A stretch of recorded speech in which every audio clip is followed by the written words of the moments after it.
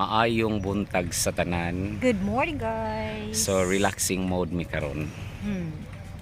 So nami karon sa daplin sa dagat, guys. Naminaw sa mga bawod ug sa hayuhoy sa hangin. Yeah, in fairness, bugnaw na ang breeze hangin, no. Winter is coming na jud. Correct. Mhm. So Actually unexpected ang holidays na to karon. Actually, guys, holiday na mo kagahapon ra.